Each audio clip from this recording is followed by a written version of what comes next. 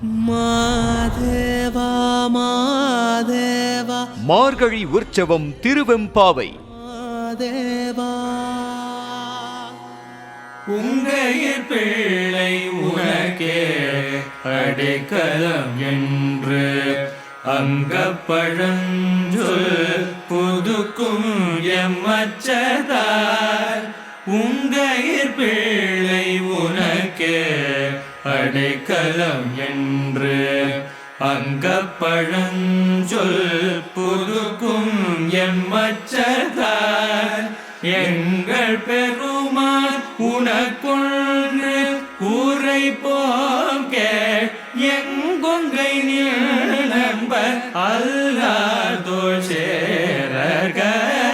எங்கள் பெருமான் உனக்கொன்று ஊரை போங்க எங்கொங்கை நம்ப அல்லாதோர் சேரக.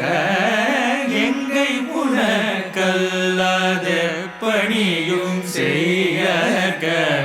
கங்குல் பகல் எங்கள் மற்றொன்றும் காணக.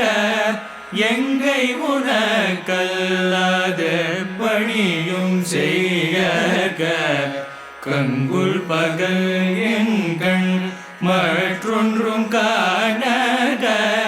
இங்கி பரிசே எமக்கெங்கோன் நல்குதிகர் எங்களிலஞாயிர் எமக்கேலோரும் பாவாய்.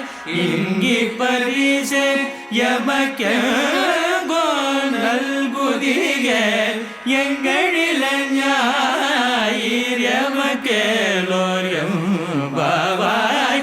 எங்களிலஞாயிர் எமக்கேலோரும் பாவாய்.